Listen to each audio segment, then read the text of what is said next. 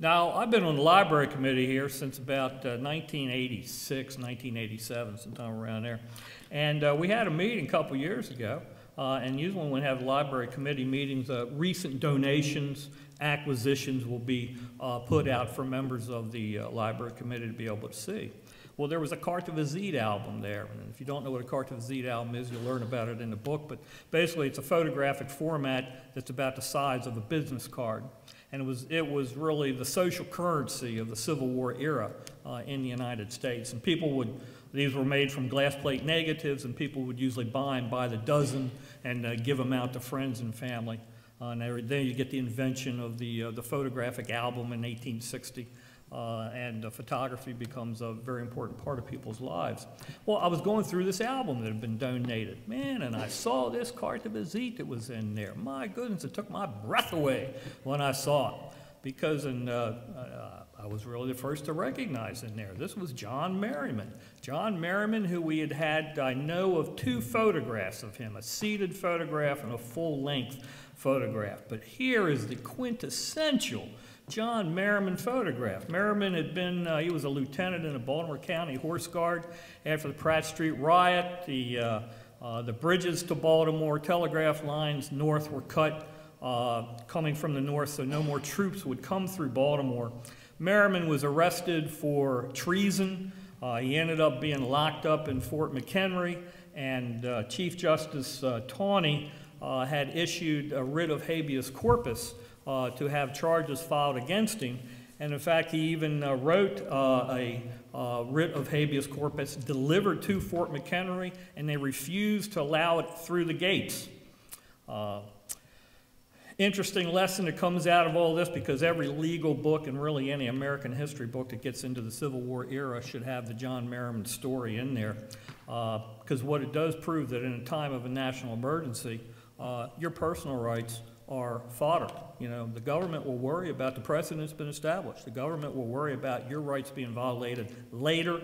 At the time, if you need to be locked up, you could be locked up. So what do we have here? Mr. Merriman holding is Chief Justice Taney wrote his opinion, and Merriman had his photograph taken holding the opinion. And the photographer is actually going back over the negative and made the lettering even more legible to be able to be read. So just an absolute wonderful image to be donated to the Historical Society. I wish it was in my collection. I wish I'd come across it at the flea market, but it wasn't there. However, as I said, because usually these were purchased in the dozens, there might be 11 of them out there someplace else. Now here's one, again, people ask, where do these images come from? Here's one turned up on eBay. eBay has been an incredibly valuable resource for photography, both for the research of photographs and on occasion for being able to purchase photographs. Well, this one turned up on there. Man, I said, man, and it was signed by a Baltimore photographer, Perkins of Baltimore. I was familiar with his work, but where in the world was this taken? And, you know, could it have been taken in the suburban area, you know? It didn't look like something you see in the city.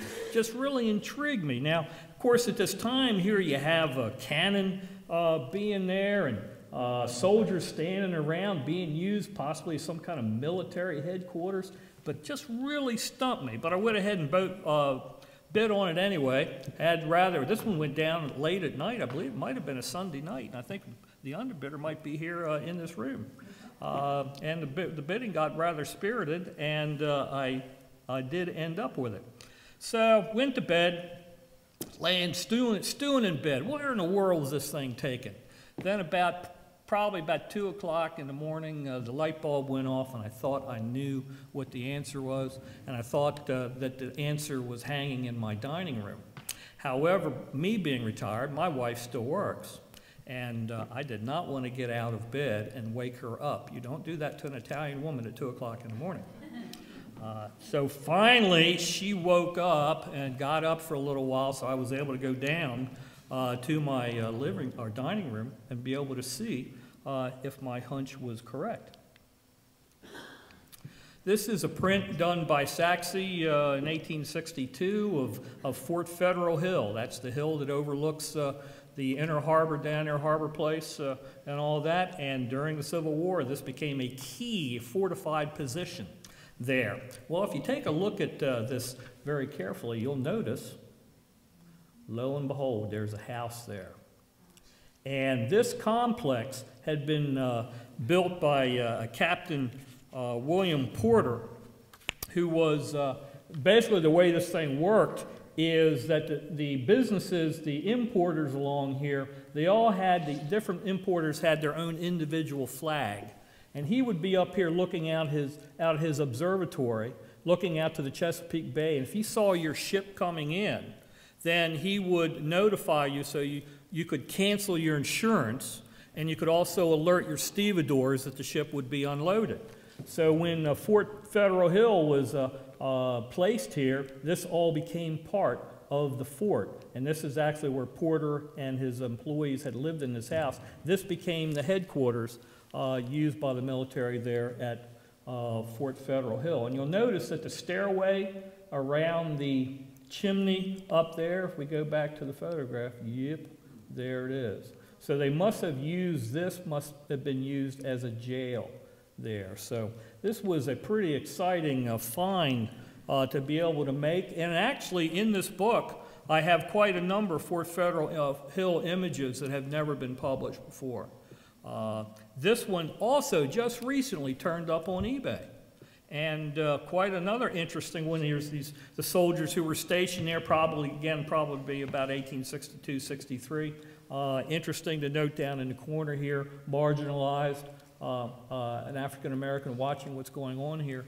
And this little drama is actually for those soldiers who were stationed at Fort Federal Hill during the Civil War. This is the closest any of them ever came to any combat. Now, some of you would be familiar with these three images. The original negatives, actually, these prints are made from the original glass plate negatives, were in the Peel collection, which is now here at the Maryland Historical Society. And these are the most commonly photographed, or most commonly reproduced images of Baltimore from Federal Hill taken during the Civil War. They had been dated anywhere from 1861 to 1865. And I decided to see if I could figure out when they were taken. And actually, I came up to the period of time when they were taken. And I believe they were taken in October of 1862. And what you will be able to do when you buy the book and be able to read about that, you'll be able to see how I came up with that conclusion. Now, another famous Marylander, and also controversial, Barbara Fritchie. You know, Barbara supposedly, as Jackson's troops marched through Frederick there, September 6, 1862. The story was she waved the American flag at them. After that, actually, they shot it off and broke the shaft, and then she picked it up and waved it at them, and became the fodder for the John Greenleaf Whittier Barbara Fritchie poem. "Shoot if you must this old gray head, but spare your country's flag," she said. And became legend. Of course, a lot of research has been done on that. Maybe she didn't do it. Maybe it was actually done by some other people. Really doesn't matter. The poem is Barbara Fritchie. She's the one that gets the credit. She's the one that has the restaurant named after her. She's the one that has the candy named after her. Barbara Fritchie was only photographed twice in her life. And she was very well marketed by her family and by the photographer Jacob Byerly out in Frederick. Byerly was a pioneer Frederick photographer, opened up his gallery in the early 1840s, and the Byerly galleries remained in business until the early 1900s. She was related to Jacob Byerly's second wife, possibly an aunt or possibly a great aunt.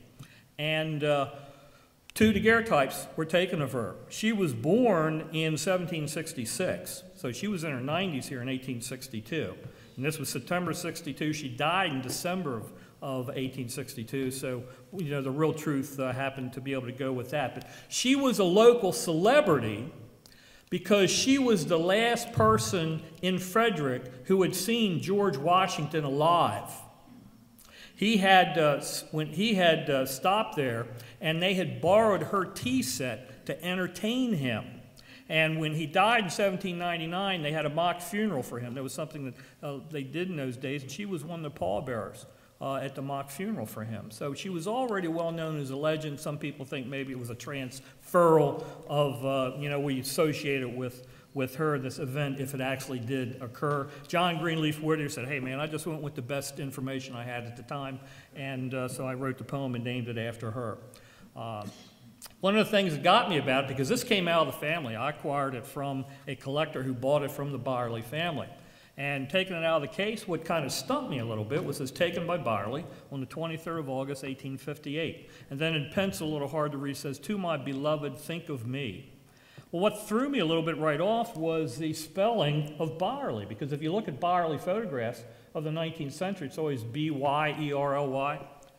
And going out to the Frederick Historical Society, doing some digging out there, and actually the history of the Byerly family, that is the original spelling for Byerly. And Jacob Byerly, the daguerreotypist, actually changed the spelling to B-Y-E-R-L-Y. So the whole story fits. So this is the one of the two known photographs, and all of the other photographs that were produced as carte de visites and everything in the marketing of Barbara Fritchie were on the other daguerreotype, which does exist in a family collection. It is not in very good condition, but it does exist. Here's another one turned up on eBay and actually caused a rather spirited bidding between myself and one of the contributors to the book, Bob Zeller, who is a big collector of antietam images. Neither one of us had ever seen this image before. Bill Frassanito, if people are familiar with his work, has done a book on, first big one he did was Gettysburg: A Journey in Time, and second on Antietam, America's Bloodiest Day. And Bill, when he saw the negative down at the Library of Congress, he didn't include this in the book because it wasn't identified to where it was taken. This turns up on eBay. It is actually a mounted half of a stereo view. Many of the images that were taken out there, these photographers, when they went out, Alexander Gardner's team working for Brady or working on Ohm and all that, they weren't going out there as historians working for some university. This was a commercial business. And the entertainment of the time was the stereo view. That was the parlor entertainment. That was the TV of those days. And these things could sell for a few cents to actually a few dollars, depending on the subject matter. So these photographers would make these stereo negatives. This is actually half of a stereo negative. Confederate dead, and I believe that it is, in my opinion, it is probably taken near the Mumma family, on the Mumma family farm, next to the Mumma family cemetery. The cemetery is still there today, but it has a stone fence around it. And maybe some of the pickets here have been used, and you notice that these bodies were being transferred. This fella here, his body was being moved, his pants had been pulled down, and a hat had been placed on him to avoid interfering with any Victorian sensibilities of the time. But a very moving image, and the rarest. So Bob and I got into pretty spirited bidding, and I was victorious this time. And these are the images that were displayed by Brady. Alexander Gardner was working for Brady at the time, that were displayed in New York, that caused such dramatic response from the public, because this is the first time that American dead had ever been photographed on a battlefield. You have to remember that in this point in time, that everybody had a father, a cousin, an uncle, a son, had a relative that was involved in fighting the Civil War. They went off, and you heard about these, the horrible casualty rates and the casualty lists, and you saw what was reproduced in Harper's Weekly as woodcuts. But to actually see the photographs of the aftermath of the battles was shocking, and people were curious. And these photographs were landmark that were taken there after the Battle of Antietam. Gardner was working for Brady at the time. In the spring of 1863, Gardner broke away from Brady and established his own studio, and he was the first to arrive on the battlefield after the Battle of Gettysburg, and he again duplicated his success by photographing the dead at Gettysburg. So he was very lucky and had these negatives, which are so commonly reproduced today.